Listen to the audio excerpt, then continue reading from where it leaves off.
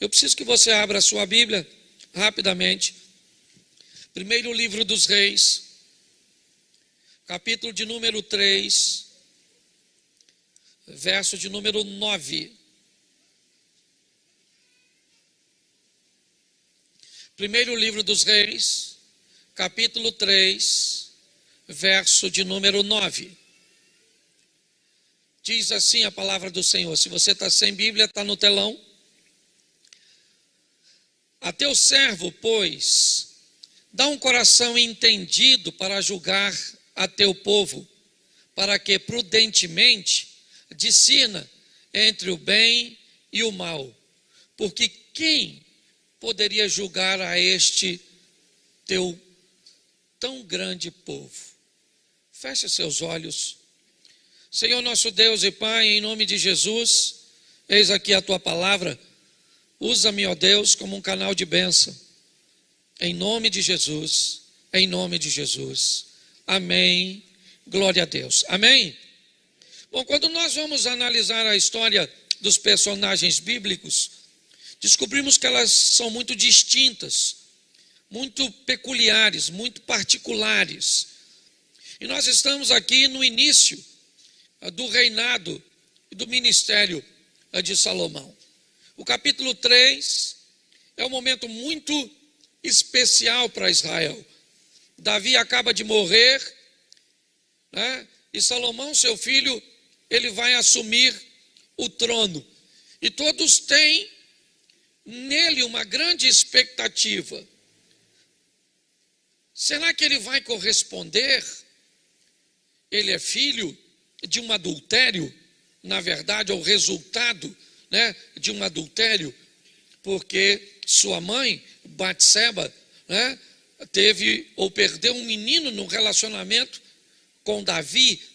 E agora Salomão, o filho de Batseba, ele assume o trono de Israel.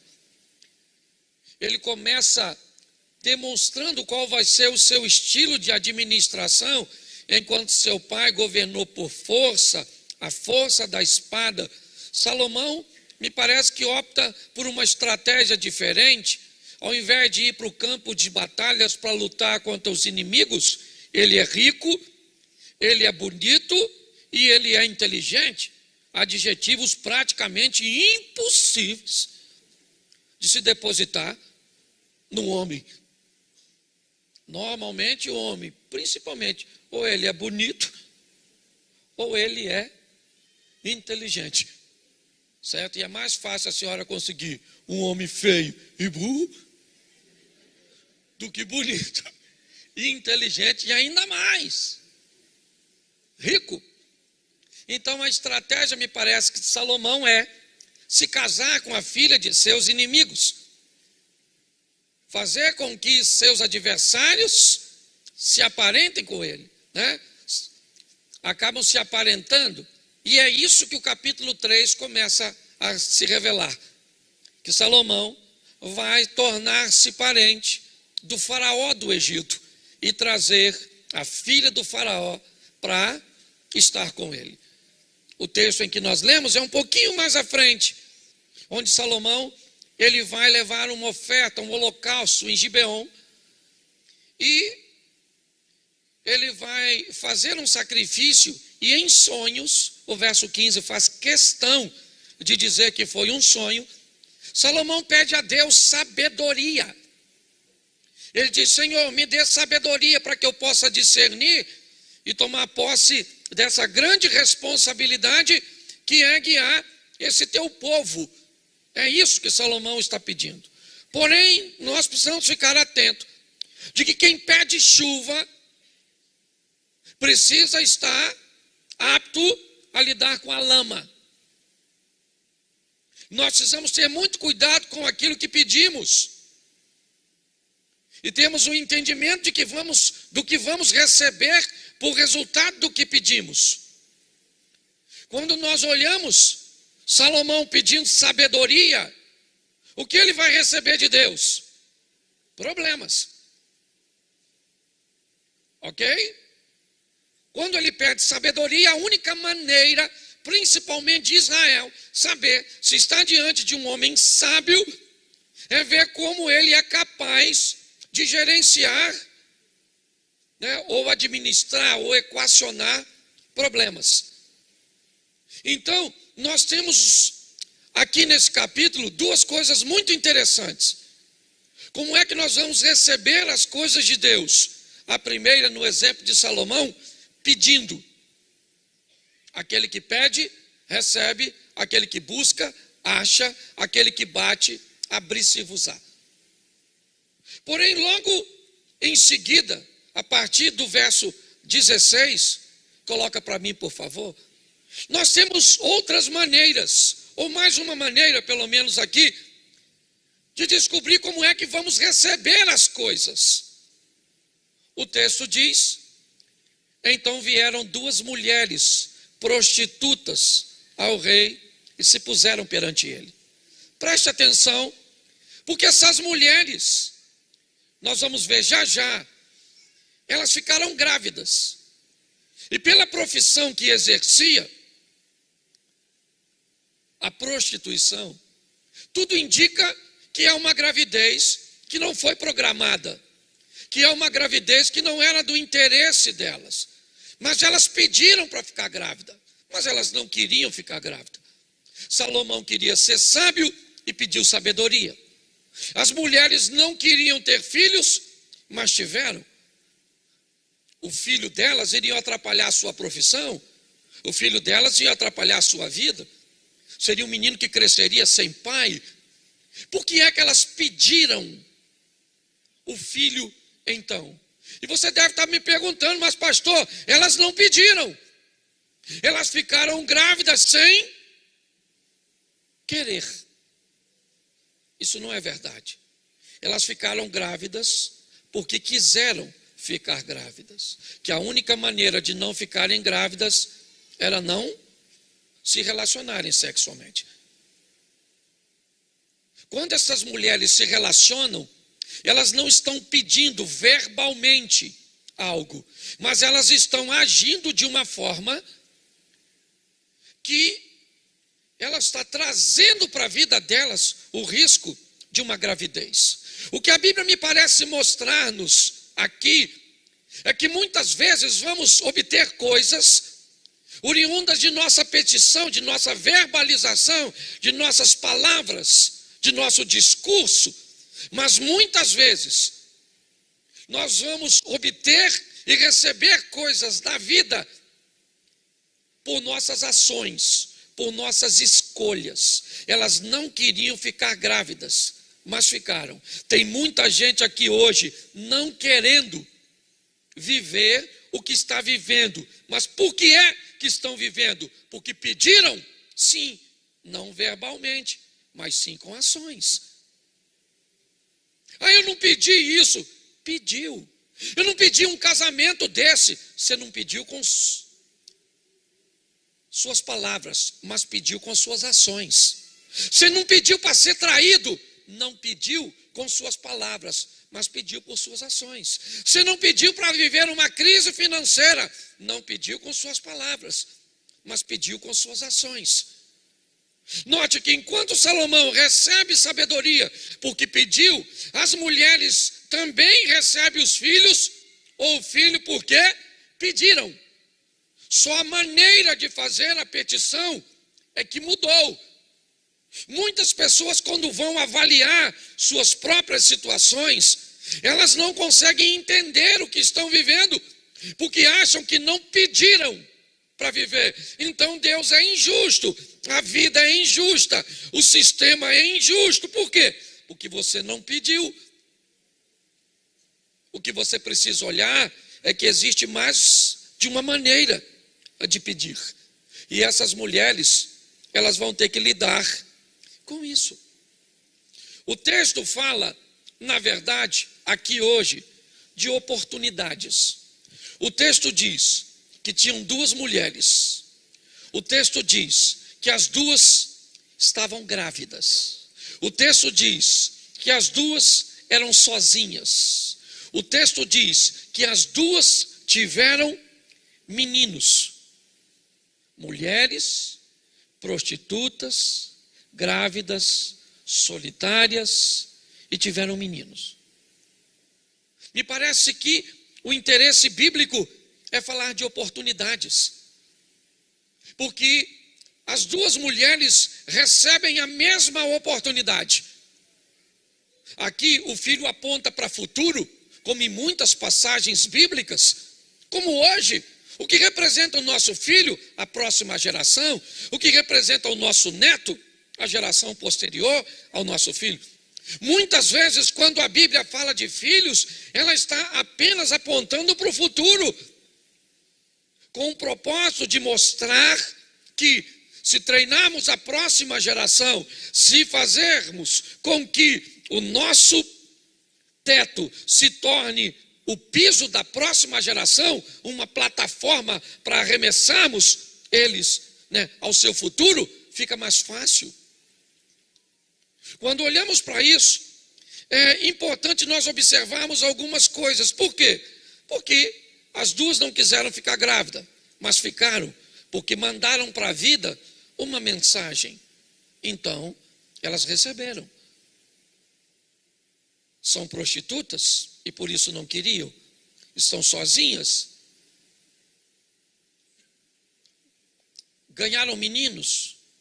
A Bíblia me parece que tem o propósito aqui de igualar as duas para dizer para elas: eu estou dando as duas oportunidades iguais. Mas o que elas vão fazer com essas oportunidades? Aí é problema delas.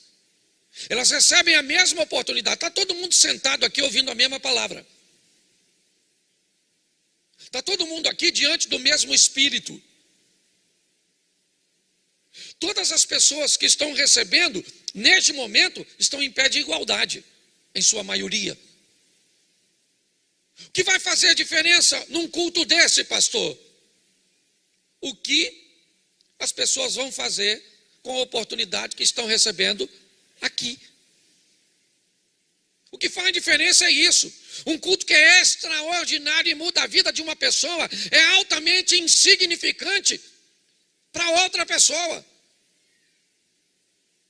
A realidade é essa. Alguém vem aqui e ministra uma palavra, você chega ali fora, pergunta a pessoa, ela diz: cara, que mensagem extraordinária, falou muito ao meu coração. Você encontra o outro e ele diz: cara, não entendi nada. Por isso eu digo aqui, a mensagem é para todos, mas não é para todo mundo. Por isso é necessário vir sempre aos cultos, porque o dia que não é para você é para outro. Mas já já o seu dia chega, a palavra encaixa, a chave vira e a história muda. Sua história muda aqui, amém? Dentro da casa do Senhor. É assim que funciona.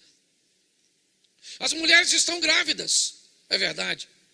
Em 2015, em Feira de Santana, uma menina de 24 anos se deitou sobre seu filho e matou o menino, sufocado. Eu preciso mostrar um pouquinho isso aqui a vocês. Por quê? Porque as duas mulheres ficam grávidas. E o que está diante delas? O seu futuro. As oportunidades são iguais. Elas têm a mesma coisa. Elas não têm ninguém para ajudá-la, não há testemunhas na casa.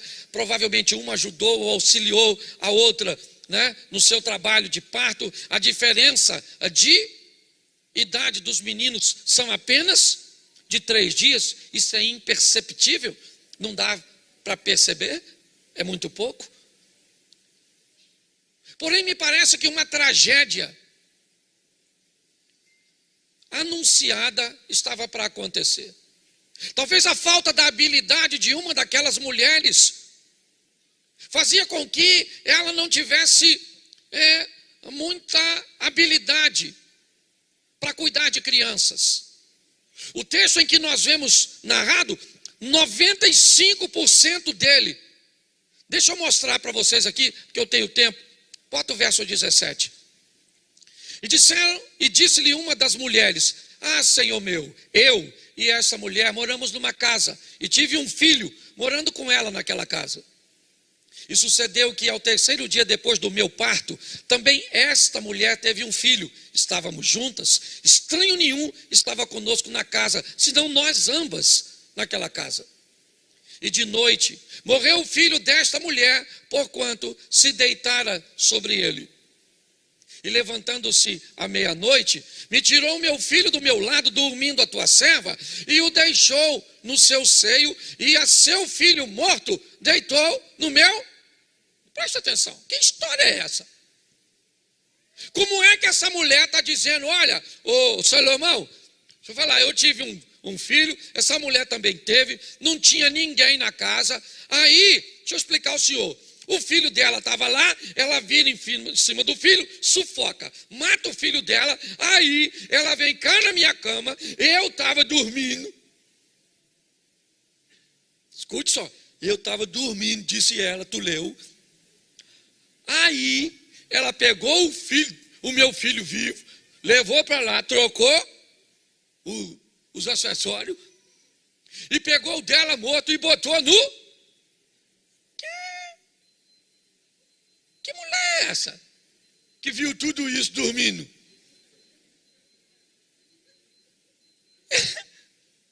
É igual alguém dizer que Moisés escreveu o Pentateuco inteiro. Muito bonito o texto que ele diz. Aí eu subi, desapareci, morri, escrevi.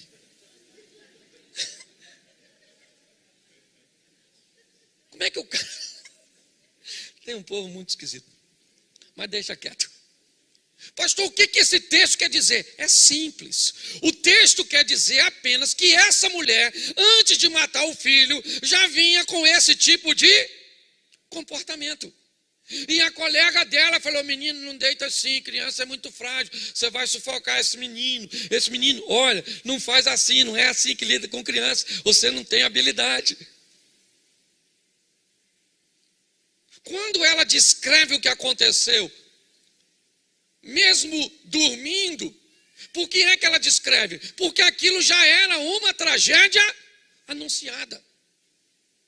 Sabe, é aquelas pessoas que você olha para a vida dela, a pergunta não é se vai dar errado, a pergunta é só quando. Tem gente que fala assim, pastor, deixa eu contar minha vida para o senhor. Sim. Fala para mim onde é que eu errei. Aí eu falo assim, eu estou tentando ver onde você acertou. Porque você fez tanta besteira. Eu falo isso aqui, que tem gente que o diabo nem vai atrás dele, só assiste, para aprender. O diabo fica assim, ó. Número 1, como fazer besteira como ninguém.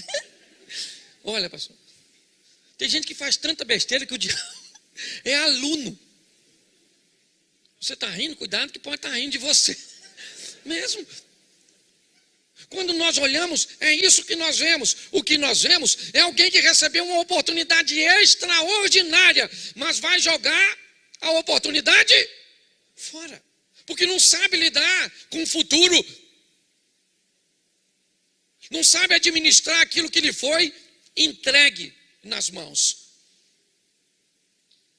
O que essa mulher está descrevendo é, eu avisei ela que uma hora isso ia acontecer. Mas ela acabou se deitando sobre o seu filho. E o que ela faz? Sufoca o menino, sufoca o seu futuro. Um futuro que precisava ser oxigenado, alimentado. Um futuro que precisava, certo, de um investimento. É sufocado pela preguiça, pela inércia de gente que não quer estudar. E depois reclama, pastor, a vida está difícil. Sabe, está difícil arrumar emprego. Deixa eu falar uma coisa para você. Eu já falei isso aqui. Tem gente que pensa que é brincadeira. Aprenda a falar chinês. Que eu arrumo emprego para você ganhar um dinheirão. Sabe o que sua mente falou agora? Difícil, hein? Dá para aprender na internet. Tu acredita? Sim ou não? Sim ou não? Sim. As pessoas estão olhando para seu futuro, sufocando seu casamento, sufocando seu ministério, sufocando sua vida com Deus. Um futuro morrendo sufocado. Pessoas se deitando, porque é isso que o texto está dizendo. Ela queria matar o filho, sim ou não? Sim ou não? Mas ela matou. Ela não queria matar a criança. Ela recebeu uma criança igual a suposta amiga que está do lado. E agora as duas estão cuidando o quê? Do seu futuro. Se a igreja, gente, a casa que essas mulheres estão é a igreja. Por isso que a Bíblia diz que elas estavam sozinhas, porque na igreja, apesar de estarmos num grupo, é um comportamento e algo individual. É você que decide o que vai fazer. As oportunidades estavam naquela casa para ambos. As duas camas tinham filhos. Isso determinava o futuro. Responsabilidade de cada uma delas, porque o seu futuro não depende de ninguém além de você. É isso. O problema é quando o nosso futuro se compromete, o culpado é seu pai, o culpado é o Lula, ou o Bolsonaro, é o Astro Reis, ou o Covid, é sua sogra, ou o Satanás. Mas o maior culpado do seu futuro é aquela pessoa que você encontra com ela todo dia de manhã, quando você vai escovar dente, lá no banheiro, que você olha para aquela cara toda despediada. Aquilo é pior que o Satanás.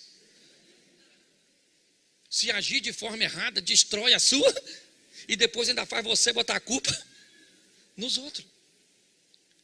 Quando nós olhamos para essa situação, o que vemos? O futuro morrendo enquanto alguém... O futuro dela morreu enquanto ela fazia o quê? Ela dormia. Filhos que morrem enquanto seus pais dormem. Casamentos que morrem enquanto os cônjuges dormem. Vida profissional que morre enquanto as pessoas estão dormindo. Elas não estão nem notando que estão sufocando seu futuro. É isso que a Bíblia está dizendo. Salomão está diante de uma situação dessa. A mulher está narrando o que aconteceu e ela diz aí, ela pegou o meu filho, que estava vivo, e levou para ela. E pegou o filho dela morto e colocou do meu... Gente, preste atenção. Provavelmente elas queriam ficar grávidas, sim ou não? Sim ou não? Não. O filho ter morrido seria uma vitória para ela. Ela não queria o filho era indesejado. É ou não é? Então o filho morreu, ela ficava livre. Sim ou não? Mas a história aqui não tem a ver com filho, tem a ver com futuro. Quando ela mata o futuro dela, onde é que tem futuro? Na cama do lado. E se tem futuro na cama do lado, o que eu quero? Que a cama do lado também não tenha futuro. Por isso que pedir conselho à pessoa errada te leva para o buraco. Porque quando ela vê o futuro, um menino vivo na cama do lado e o dela morto, ela poderia dizer, glória a Deus que morreu. Foi um acidente, eu não quis matar. Vamos sepultar meu filho, e eu vou respeitar meu resguardo e vou voltar para a minha vida profissional. Não. Mas o problema não era esse. O problema é o que a Bíblia está querendo dizer, é muito mais do que um menino. Ela quer falar sobre um futuro. E que futuro? O meu futuro, o seu futuro, o futuro da minha casa, o futuro da minha família, o futuro dos meus negócios, o seu futuro, a sua história. É isso que a Bíblia está querendo nos ensinar. E quando alguém mata o futuro dele, o que ele vai fazer? Tentar matar o seu. Mas pastor, ela não quer matar o menino. Quer. Ela vai lá, troca o menino, enquanto a outra mãe está dormindo, mas dormindo em segurança. O filho dela está aparentemente seguro, pelo menos dela. Quando ela acorda de manhã, ela reconhece as roupas. São só 3 dias. Mas quando ela olha para o menino, ela diz: esse não é meu filho. Esse não é meu futuro. Eu não trato do meu futuro desse jeito. Eu não cuido do meu futuro desse jeito. Eu não sufocaria meu futuro. Eu não sabotaria meu futuro. Esse futuro aqui não é meu. O meu futuro está na cama do lado. Esse é meu futuro. E aí ela vem para a mulher e diz: esse menino é meu. Ela diz: não, esse garoto aqui é meu. O seu está aí, ó. Olha a roupa de cama. Olha tudo que está no menino. Você matou o seu garoto. Eu não trato meu futuro assim. Eu não trato minha casa desse jeito. Eu não trato meus negócios desse jeito. Eu não trato minha caminhada de fé desse jeito. Eu não trato a minha mulher desse jeito.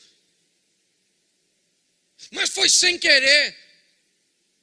Mas eu não trato de qualquer maneira as coisas que para mim são importantes.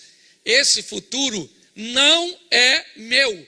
Mas a mulher disse: olha, não senhora, esse menino aqui é meu. Não tinha testemunhas. É a palavra de uma contra a outra. E o que vai valer? Nada. Elas estão em pé de igualdades. As duas são mulheres, são prostitutas. A palavra de uma não vale contra a outra. E ela diz: então nós vamos levar isso para o Salomão. Vamos lá falar com o rei e vamos ver como é que ele vai julgar essa situação. E ele é que vai dizer de quem esse menino é. Então tá bom, o filho foi no colo da outra.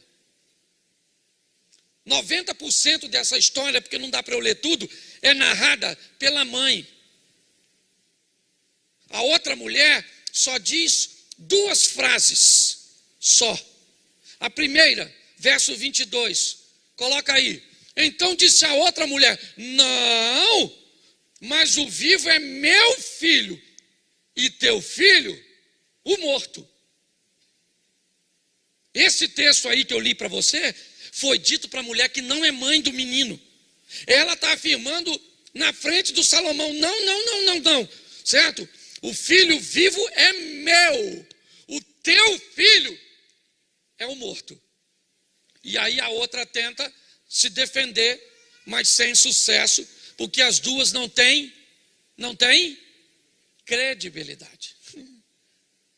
Não há crédito para elas. Por quê? Porque a vida delas é uma vida de quem não se permite ter crédito. Quando você joga a sua credibilidade fora, já era. É isso que nós estamos vivendo e vendo aqui. Salomão está diante de um menino no colo de uma mulher que agarra ele e diz: ele é meu. A outra mulher que contou basicamente toda a história e que diz que o filho é dela. Salomão então se vê com a seguinte questão. Ele diz assim no verso de número 26.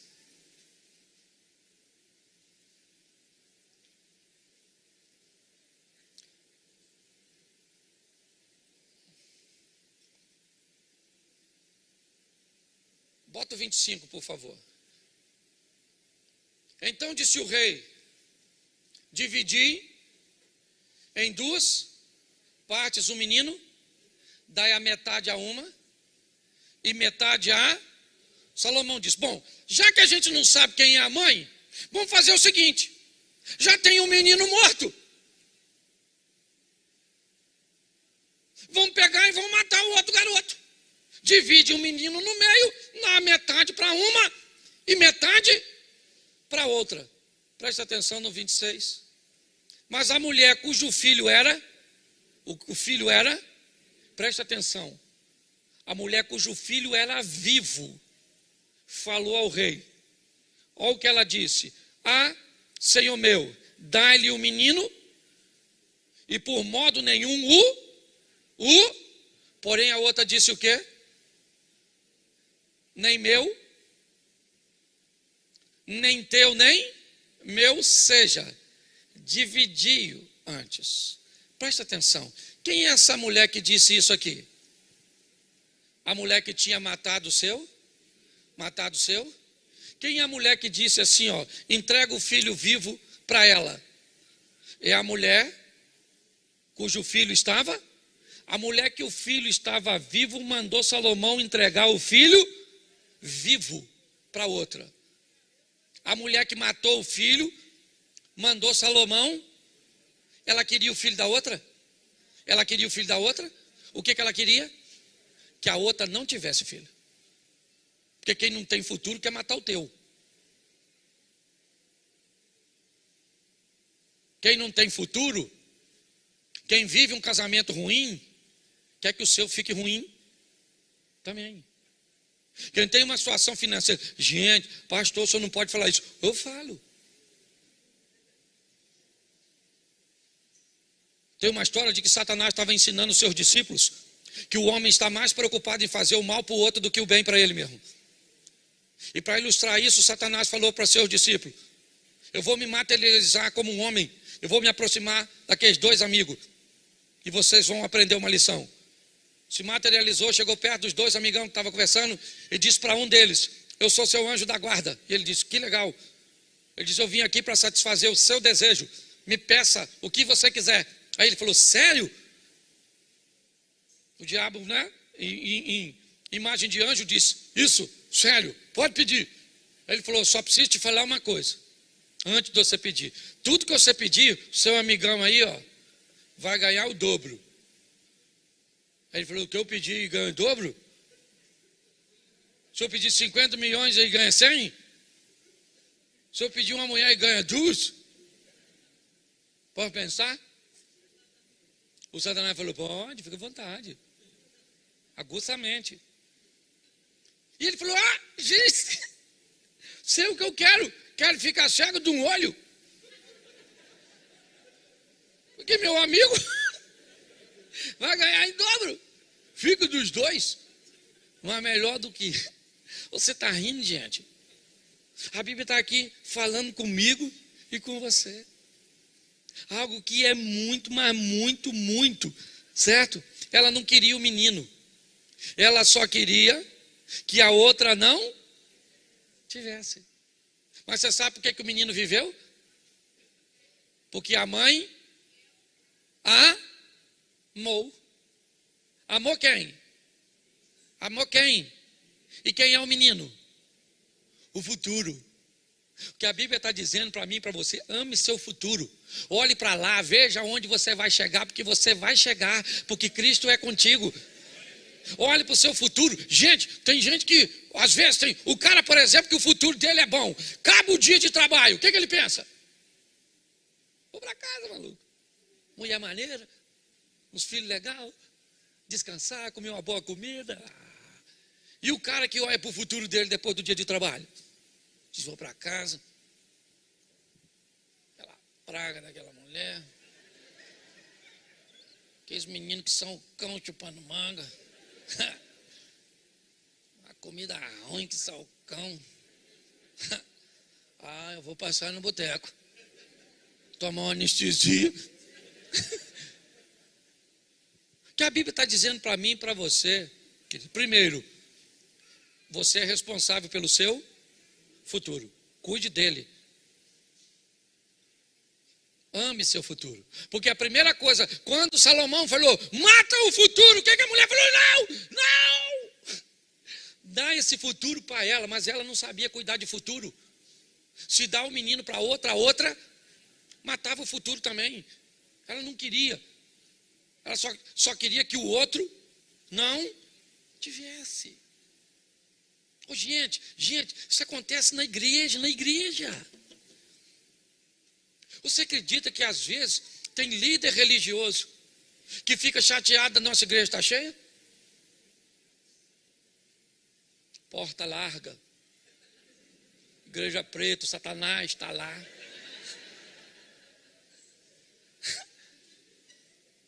Porque o sucesso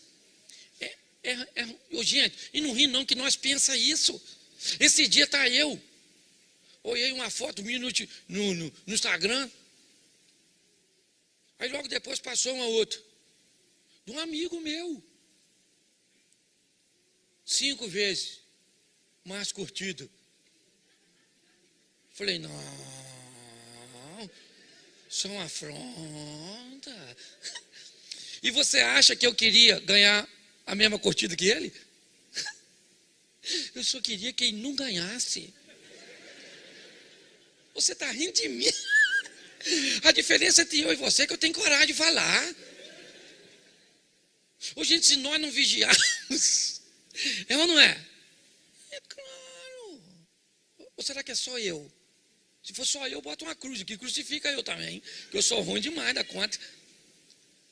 Mas uma coisa eu aprendi nessa vida, foi amar meu futuro. Há 7 anos atrás eu olhei e vi uma igreja como essa. Eu olho para o futuro e digo, futuro, sai daí não, maluco. Estou indo para aí. Mas tem gente que quando chega no futuro diz, nossa, dá para voltar para o passado? Não, querido. Hashtag chupa essa manga. Você está rindo? Vamos pegar esse conselho bíblico hoje. Vamos cuidar do nosso futuro. Vamos tomar conta de quem nós andamos perto. De gente sem futuro. E quando não tem futuro, não gosta do seu. Você acha que quando Pedro saiu do barco para andar sobre as águas, o que o discípulo que estava dentro do barco falava? Vai, Pedro! Vai, Pedro! Vai! Sabe o que eles devem estar falando? Afundar. Vai afundar. Quer ver que vai afundar? Vai afundar. Afundar, andou só um pouquinho só. Já. Afunda. Para essas coisas, nós temos que fazer, como diz aí, o ambiente secular, ouvidos de mercador. Termina aqui com uma história que contei esses dias. Botaram um pau de sebo alto, quase 10 metros de altura, e lá tinha R$500. E aí o pessoal pulava no chão, botava terra e subia naquele troço, e escorregava tudo. E eles passavam com um pedaço de pau assim, ó, mais. Até que chegou um garotinho, feinho, magrelinho, esquisitinho. O menino juntou aqui, subiu uns 3 metros e escorregou. E o menino subiu de novo. E o pessoal ficou falando, vai cair, não vai conseguir, vai cair, quer ver que vai cair? Vai cair, o menino foi lá em cima, pegou os 500, só afrouxou assim, foi lá para baixo e saiu correndo para casa.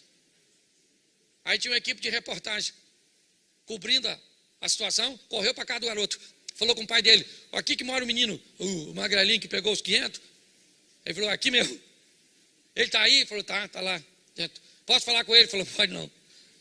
Mas eu queria só falar com ele, queria saber como é que ele conseguiu apanhar lá. Ele disse, mas não vai falar. Mas por que não vai falar? Ele falou, não vai falar porque ele é surdo e mudo. E por que ele conseguiu subir? Porque não escutou os outros, dizendo que não vai conseguir. Então fecha esse ouvido seu, porque o Senhor é o seu escudo, Ele é a sua fortaleza, Ele é o socorro bem presente na hora da angústia. Esse negócio vai dar certo. Ah, pastor, não acredito. Então se lasca.